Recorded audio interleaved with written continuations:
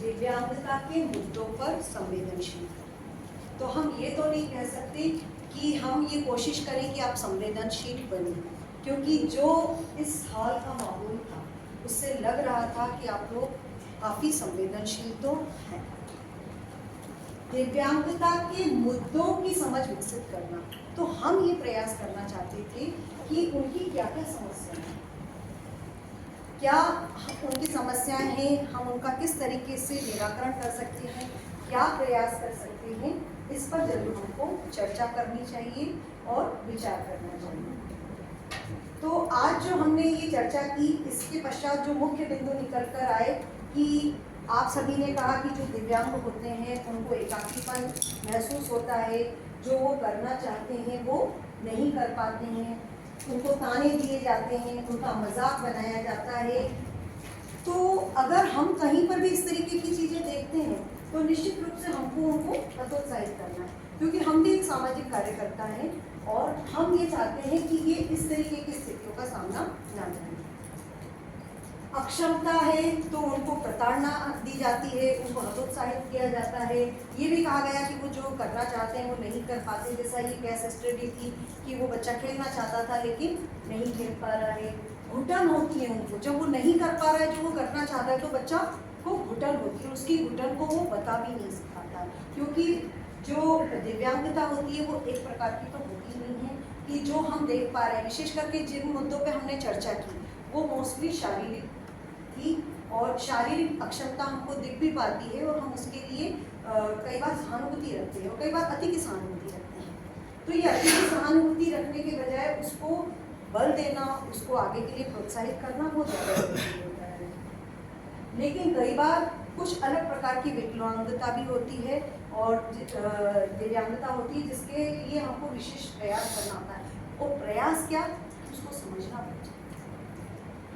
बहुत ज़रूरी होता है समझना कि जब कोई बच्चा बोल नहीं पाता है, जो उसकी मानसिक या बौद्धिक दिव्यांगता होती है, कभी वो बोल नहीं पाता है, कभी उसको लिखने में दिक्कत होती है, वो हम उसको कह रहे हैं W लिखने का वो M लिख रहा है, वो नहीं समझ पाता, तो ये भी एक प्रकार की दिव्यांगता है। इसको भी हमको समझने की ज़रूरत है। कई बार हम बहुत नाराज़ हो जाते हैं और हम ये चाहते हैं कि संवेदनशीलता हो, यानी ये तो सब आपने बताया, ये इन मुद्दों को लेकर आप जागरूक भी हैं कि उनके आधारभूत ढांचे का प्रयास करना चाहिए, रैंप बनवाना चाहिए अस्पताल कार्यालय में, उनके लिए पाठ्य सामग्री वैसी होनी चाहिए, और बहुत अच्छा कहा कि शिक्षक भी वैसे ही होने चाहिए। क्योंकि एक फिल्म अभी आई थी जो श्रीकांत, उसमें बच्चे ने चैलेंज किया कि उसको नहीं वो पढ़ पा रहा है तो टीचर उसको नहीं पढ़ाना चाह रहा, तो फिर बच्चे ने कोर्ट केस किया और उसमें उसने कहा कि तुम ये ब्रेल पढ़ सकते हो क्या, जब तुम ये ब्रेल नहीं पढ़ सकते तो मैं कैसे ये चीज़ पढ़ सकती। तो बहुत सारी चीज़ें हैं कि शिक्षक भी हो, रोजगार भी हो, समान अवसर और विशेष अवसर, ये सब चीज़ें हम जानते हैं। एक और बहुत अच्छी बात बताई साधना जी ने कि आज भी स्थिति ऐसी ही है, उनको इतना नहीं समझ पाते हैं, आज भी स्थिति ऐसी ही है। जबकि यदि हम कानून नियमों की बात करते हैं तो बहुत सारे नियम हैं, बहुत सारी योजनाएं भी बनी हैं। जैसे सुगम्य भारत अभियान है, जिसके तहत जो आप कह रहे थे कि हर पब्लिक प्लेस पे उनके लिए रैंप बनाया जाए, उनके लिए सुविधा रखी जाए। एक और है दिव्यांगजन अधिकार नियम जिन 2016 का, जिसमें उनको आरक्षण दिया गया है। एडिक एक योजना है जिसमें उनको सहायक उपकरण दिए जाते हैं 10,000 तक के, ट्राइसिकल वगैरह या व्हील चेयर वगैरह, और जो 10 साल में एक बार उनको मिलती है। स्वास्थ्य बीमा योजना भी है। साथ ही विवाह प्रोत्साहन राशि, अगर किसी दिव्यांग से कोई शादी करता है तो उसके पार्टनर को प्रोत्साहन राशि भी दी जाती है। छात्रवृत्ति भी दी जाती है स्टूडेंट लाइफ में। विकलांग पेंशन भी दी जाती है। भरण पोषण के लिए भी भत्ता दिया जाता है। और एक और योजना है दीनदयाल विकलांग पुनर्वास, जिसमें उनको प्रशिक्षण भी दिया जाता है ताकि वो कुछ रोजगार के अवसर उनको उपलब्ध हो सके। लेकिन बात ये हम ये कर रहे हैं कि ये शासन तो अपने स्तर पर कर रहा है, लेकिन इन मुद्दों को जमीन स्तर पर हमको क्रियान्वयन करने की आवश्यकता है। तो सबसे पहले तो है कि हमारा इनकी समस्याओं को समझना, और सबसे ज़्यादा बच्चे कहाँ पर उनको प्यार नहीं मिलता या कहाँ पर भेदभाव किया जाता है, क्या लगता है? यदि कोई दिव्यांग बच्चा है तो किस जगह पर उसके साथ भेदभाव किया जाता है? कोई एक जगह बताएं। ज़्यादातर तो मैं देखता हूँ घर पे ही बीमार नहीं, मैं बता रहा हूँ क्योंकि ये तो मेरे सामने जैन परिवार है, उस लड़के के पिताजी विलेज चला रहे हैं, मम्मी नहीं।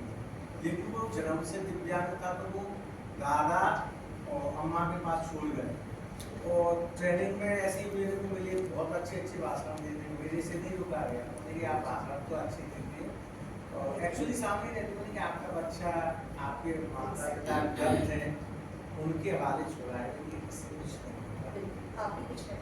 उनको रिलाइज हुआ और अब कम से कम उसके लिए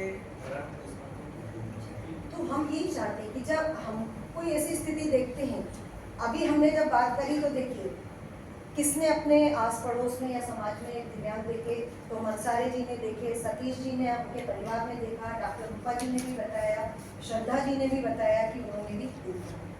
लेकिन जो मनसारे जी थे उन्होंने सिर्फ ये नहीं बताया कि उन्होंने दिव्यांग देखा, उन्होंने क्या प्रयास किया ये भी बताया। तो उद्देश्य सिर्फ यही है कि उनके मुद्दे को समझें।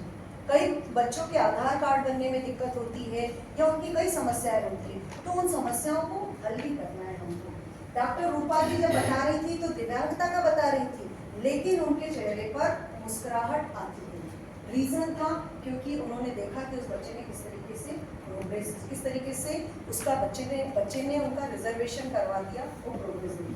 तो निश्चित रूप से अगर हम आसपास अपने बच्चे इस तरीके के देख पाते हैं, इस तरह के लोग देख पाते हैं और जब